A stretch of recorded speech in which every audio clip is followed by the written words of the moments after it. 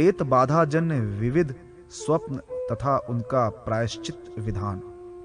श्री गरुड़ ने कहा, हे देवेश, पिशाच योनि में रहने वाले प्रेत क्या क्या करते हैं, वे क्या कहते हैं, उसे आप कहिए। श्री भगवान ने कहा, हे पक्षीराज, उनका जैसा स्वरूप है, जो उनकी पहचान है और जिस प्रकार वे स्वप्न दिखाते हैं, वह सब मैं तुम्हें सुनाता हूँ। भूख प्यास से दुखित वे अपने घर में प्रवेश करते हैं, उसी वायु रूपी देह में प्रविष्ट होकर अपने वंशजों को अपना चिन्ह दिखाते हैं।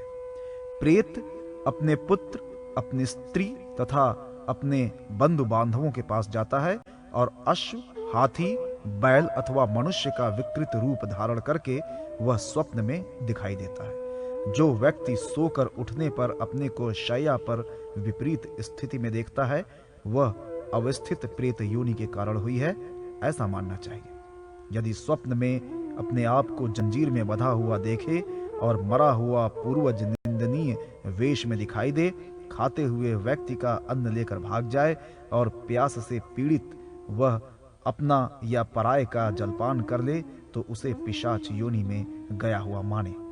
यदि स्वप्न में वह बैल की सवारी करता है, बैलों के साथ कहीं जाता है, डर कर आकाश या भूख से व्याकुल होकर तीर्थ में चला जाता है, अपनी वाणी से गौ, बैल, पक्षी और घोड़े की भाषा बोलता है, उसे हाथी, देव, भूत, प्रेत तथा निशाचर के चिन्ह दिखाई देते हैं, तो उसे पिशाच योनि प्राप्त हुआ ही माने। हे पक्षींद्र, प्राणी को स्वप्न में प्रेत योनि से संबंधित बहुत से चिन्ह दिखाई देते हैं। जो स्वप्न में अपनी जीवित स्त्री, अपने जीवित भाई, पुत्र या पुत्री को मरा हुआ देखे, तो उसे प्रेत दोष समझना चाहिए।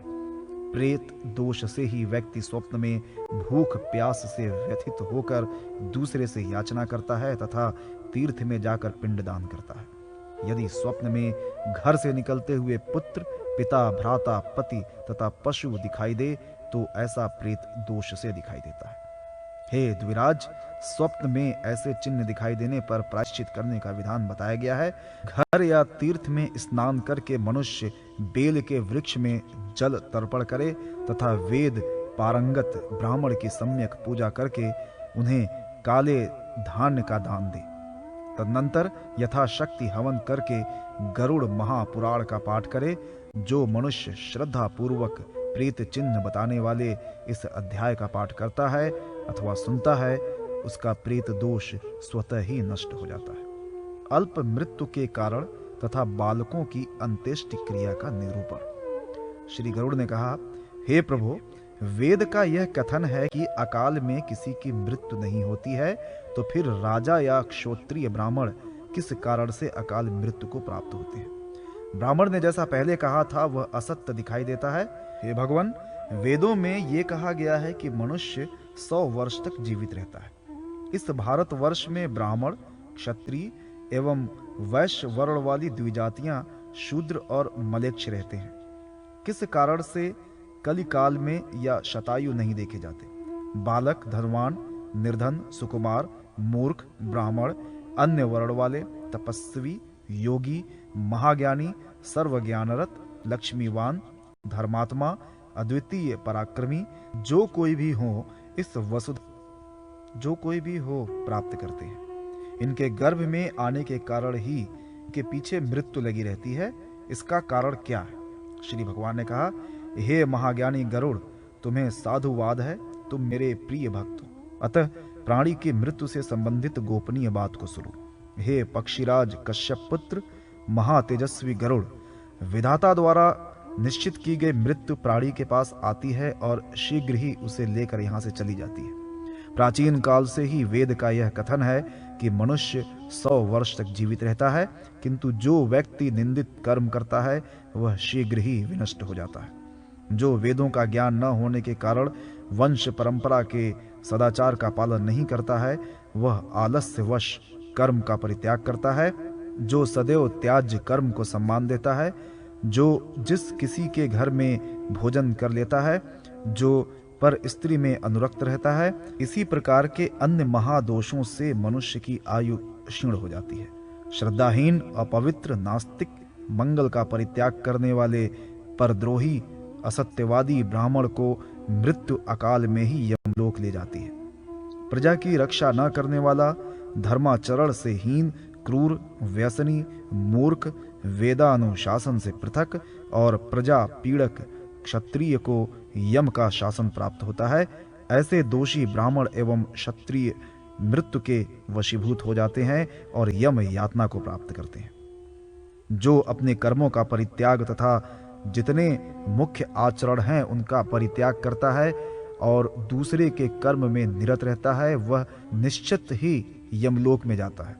जो शूद्र द्विज सेवा के बिना अन्य कर्म करता है वह यमलोक जाता है। तदनंतर वह उत्तम, मध्यम या अधम कोटि वाले यमलोक में पहुंचकर दुख भोगता है। जिस दिन स्नान, दान, जप, होम, स्वाध्याय और देव पूजन नहीं होता, मनुष्यों का वह दिन व्यर्थ हो जाता है। रसोद्दूत यह शरीर अनित्य, अध्रुव तथा आधारहीन है। हे पक्षींद्र, अब मैं अन्न और जल से बने हुए इस शरीर के गुणों का वर्णन करता हूँ। प्रातः काल संस्कृत सुपाचित अन्न निश्चित ही सायंकाल नष्ट हो जाता है, अतः उस अन्न के रस से पुष्ट शरीर में नित्यता कैसे आ सकती है। हे गरुड़, अपने प्राकृत कर्मों के अनुसार शरीर तो मिल चुका है। इस तरह यथा योग्य शरीर निर्माण रूप आधा कार्य तो हो चुका है, पर आगे दुष्कर्मों से बचने के लिए एवं अपनी सुरक्षा के लिए परम औषध का सेवन करना चाहिए। क्या यह शरीर अन्नदाता पिता या जन्म देने वाली माता का है अथवा उन दोनों का है? यह राजा का है या बलवान का है? अग्नि अथवा कुत्ते का है? कीटाणु, विष्ठा अथवा भस्म के रूप में परिणत होने वाले इस शरीर के लिए श्रेष्ठतम यज्ञ कौन सा हो सकता है? पाप विनाश के निमित्त प्राणी को उत्कृष्ट यत्न करना चाहिए। जीव ने अनेक बार इस संसार में जन्म ग्रहण कर मन, वाणी और शरीर के द्वारा पाप कर्म किया है। मनुष्य जन्म मिलने पर प्राणी को पूर्व सभी जन्मों के पापों का स्मरण करके तप के द्वारा उन्हें विनष्ट करने का प्रयास करना चाहिए।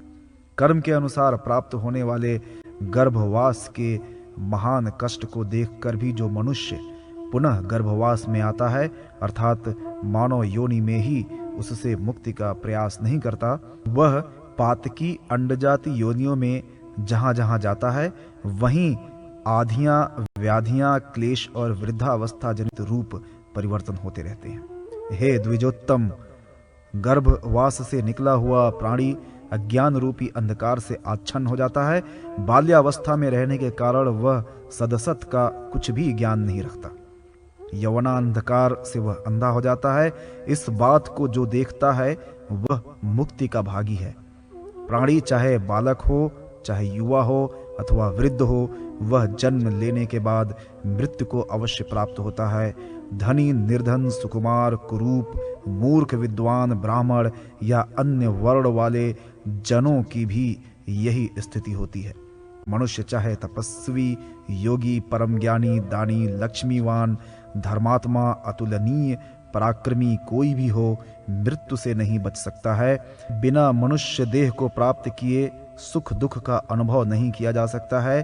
व्यक्ति प्राकृत कर्म के पाश में बंध कर मृत्यु को प्राप्त करता है।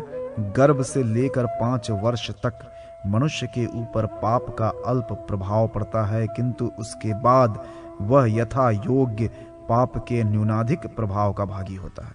इस प्रकार प्राणी को बार बार इस संसार में आना जाना पड़ता है। इस पृथ्वी पर मरा हुआ मनुष्य दानादि सत्कर्मों के प्रभाव से पुनः जन्म लेकर अधिक दिनों तक जीवित रहता है। सूत जी ने कहा, भगवान कृष्ण के ऐसे वचन को सुनकर गरुड़ जी ने कहा, हे प्रभो, बालक की मृत्यु हो जाने पर पिंड दानादि क्रियाओं को कैसे करना चाहिए? यदि विपन्नावस्था में फंसे हुए भ्रूण की मृत्यु गर्भ में ही हो जाती है अथवा चूड़ा करण के बीच शिशु मर जाता है तो कैसे, किसके द्वारा दान दिया जाना चाहिए? मृत्यु के बाद कौन सी विधि है? गरुड़ के ऐसे वाक्य सुनकर भगवान विष्णु ने कहा, हे गरुड़, यदि स्त्री का गर्भपात हो जाए अथवा गर्भास्राव हो जाए तो जितने मास का गर्भ होता है उतने दिन का अशौच मानना चाहिए। आत्म कल्याण की इच्छा रखने वाले व्यक्ति को उसके लिए कुछ भी नहीं करना चाहिए। यदि जन्म से लेकर चूड़ाकरण संस्कार के बीच बालक की मृत्यु हो जाती है तो उसके निमित्त यथाशक्ति बालकों को दूध का भोजन देना चाहिए। यदि चूड़ाकरण संस्कार होने के बाद 5 वर्ष तक बालक की मृत्यु होती है तो शरीर दाह का विधान है, उसके लिए दूध देना चाहिए और बालकों को भोजन कराना चाहिए। 5 वर्ष की अधिक आयु वाले बालक की मृत्यु होने पर अपनी जाति के लिए विहित समस्त औधर्य दैहिक क्रियाओं का संपन्न करना अपेक्षित है। ऐसे मृत बालक के कल्याणार्थ जल पूर्ण कुंभ तथा खीर का दान करना चाहिए, क्योंकि उसका ऋणानुबंध हो जाता है। हे पक्षींद्र, जन्म लेने वाले की मृत्यु और मृत्यु को प्राप्त हुए प्राणी का जन्म निश्चित है, अतः पुनः शरीर का जन्म न हो, इसके लिए व्यक्ति को जीवन काल में जो कुछ अच्छा लगता है उसी का दान करना चाहिए। ऐसा न करने पर उस प्राणी का जन्म निर्धन कुल में होता है, वह स्वल्पायु और निर्धन होकर प्रेम तथा भक्ति से दूर रहता है, उसे पुनर्जन्म प्राप्त होता है। अतः मृत शिशु के लिए यथेप्सित दान आवश्यक है। ऐसा होने पर ब्राह्मण बालकों को मिष्ठान भोजन अवश्य देना चाहिए। पुराण में इससे संबंधित जिस गाथा का गान हुआ है, सब प्रकार से वह मुझे सत्य प्रतीत होता है। गाथा इस प्रकार है। भोज्य वस्तु एवं भोजन शक्ति रति शक्ति रहने पर श्रेष्ठ स्त्री की प्राप्ति तथा धन वैभव एवं दान शक्ति, ये तीनों अल्प तपस्या का फल नहीं है। ऐसा साथ साथ होना बड़ा दुर्लभ है। दान देने से प्राणी को भोगों की प्राप्ति होती है, तीर्थ सेवन से सुख मिलता है और सुभाषण करता हुआ जो मरता है वह विद्वान धर्मवेत्ताओं में श्रेष्ठ है। दान न देने पर प्राणी दरिद्र होता है, दरिद्र होने पर पाप करता है, पाप के प्रभाव से नरक में जाता है, तदनंतर बार बार वह दरिद्र एवं पापी बनता जाता है। बालकों की अंत्येष्टि क्रिया का स्वरूप सतपुत्र की महिमा तथा औरस और क्षेत्रज आदि पुत्रों द्वारा अंत्येष्टि करने का फल। श्री विष्णु ने कहा, हे गरुड़, इसके बाद अब मैं पुरुष स्त्री का निर्णय कहूंगा। बालक जीवित हो अथवा मृत्यु को प्राप्त हो गया हो, 5 वर्ष से अधिक अवस्था हो जाने पर उसमें पुरुषत्व प्रतिष्ठित हो जाता है। वह अपनी समस्त इंद्रियों को जान लेता है और रूप तथा कुरूप के विपर्य को जानने की क्षमता भी उसमें आ जाती है।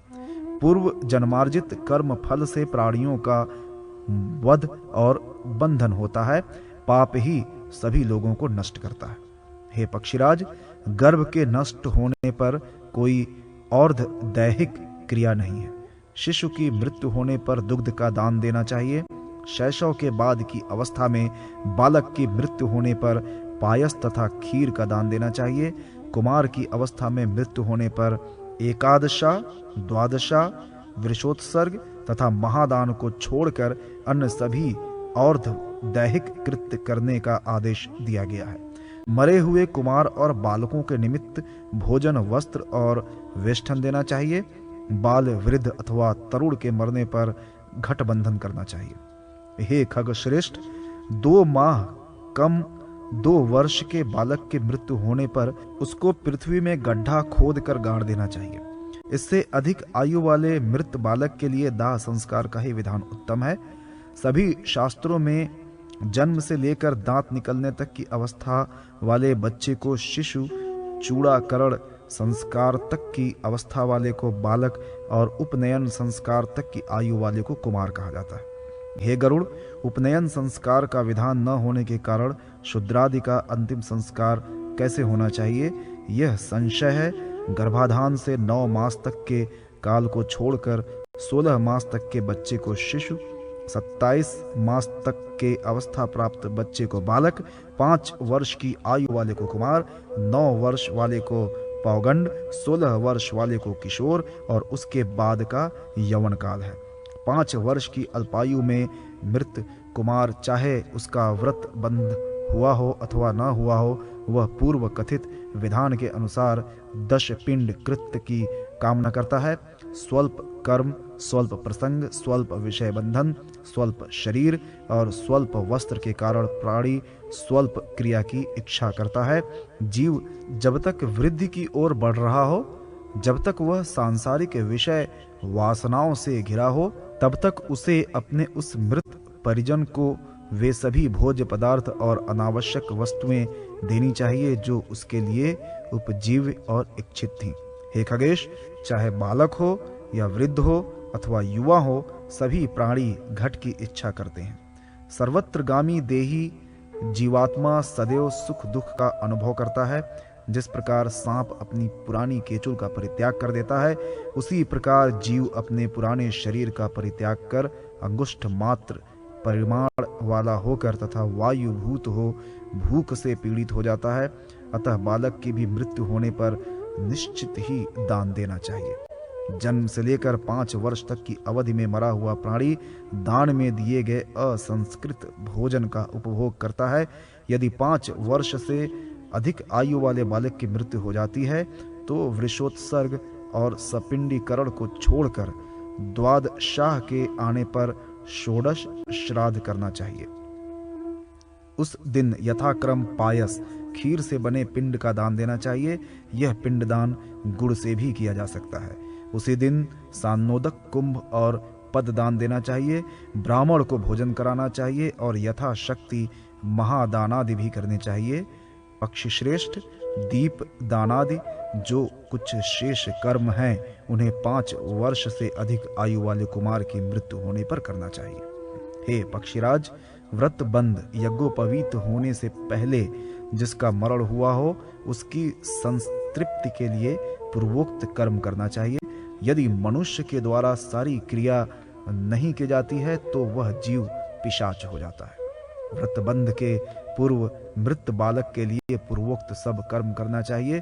उसके बाद स्वाहा शब्द से समन्वित मंत्र के द्वारा षोडश एकोदिष्ट श्राद्ध करें। ऋजु कुश से श्वेत तिल के द्वारा अपसव्य होकर समस्त क्रिया करने से पितृगण परम गति को प्राप्त करते हैं और दीर्घायु होकर पुनः अपने ही कुल में जन्म लेते हैं। सभी प्रकार के सुखों को प्रदान करने वाला पुत्र माता पिता के प्रेम का अभिवर्धक होता है। जैसे एक आकाश, एक चंद्र और एक आदित्य आश्रय भेद से पृथक पृथक घटादि में दिखाई देते हैं, वैसे ही पिता का आत्मा सभी पुत्रों में सदैव विचरण करता रहता है।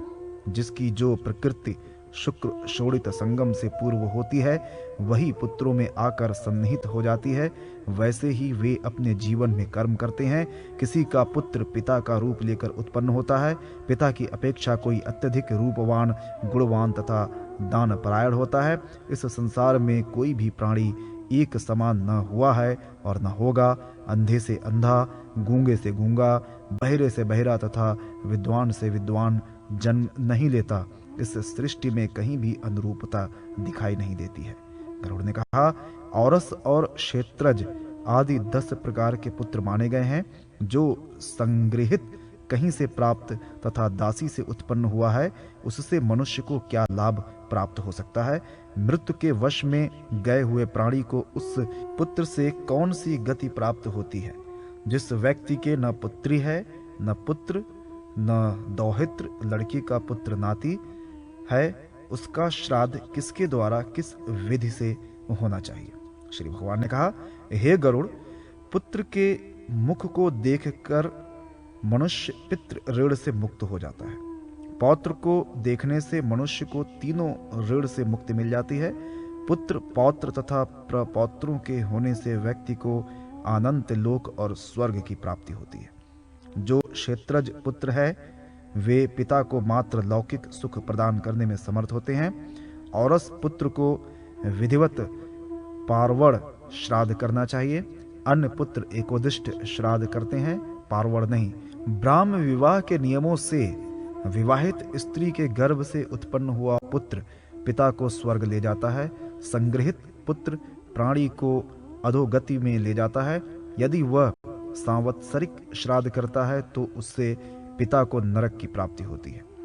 अन्न दान के अतिरिक्त वह सब प्रकार का दान अपने पालक पिता के लिए कर सकता है। संग्रहित पुत्र को एकोदिष्ट श्राद्ध ही करना चाहिए, पार्वण नहीं। माता पिता के लिए वार्षिक श्राद्ध करके वह पाप से लिप्त नहीं होता। यदि वह एकोदिष्ट श्राद्ध का परित्याग करके पार्वण श्राद्ध करता है तो अपने को और पितरों को यमलोक पहुंचाता है। जो संग्रहित पुत्र और दासी से उत्पन्न हुए पुत्रादि हैं, उन्हें तीर्थ में जाकर पितृ श्राद्ध करना चाहिए तथा ब्राह्मणों को दान देना चाहिए। यदि संग्रहित पुत्र पाक श्राद्ध करता है तो उसके श्राद्ध को वैसे ही वृथा समझना चाहिए जैसे शुद्रान्न से द्विजत्व नष्ट हो जाता है। वह श्राद्ध परलोक में गए हुए पिता महादि पितरों को प्रसन्न नहीं कर पाता। हे पक्षी श्रेष्ठ, ऐसा जानकर व्यक्ति को हीन जाति में उत्पन्न हुए पुत्रों का परित्याग कर देना चाहिए। यदि अपरिणीता ब्राह्मणी के गर्भ से ब्राह्मण के द्वारा पुत्र उत्पन्न किया जाता है तो वह चांडाल से भी नीच होता है। जो पुत्र सन्यासी से जन्म लेता है या शूद्र से ब्राह्मण के गर्भ में उत्पन्न होता है तो ऐसे पुत्रों को तुम चांडाल ही समझो। जो सगोत्रा कन्या से जन्म ग्रहण करता है वह भी चांडाल ही होता है। हे खगेश्वर, यथा विधान विवाहित स्त्री से पुत्र पैदा करके व्यक्ति स्वर्ग जाता है, ऐसे सदाचारी पुत्रों के आचरण से मनुष्य को सुख की प्राप्ति निश्चित है। जो दुराचारी पुत्र है वह अपने कुत्सित आचरण से पिता को नरक में ले जाता है।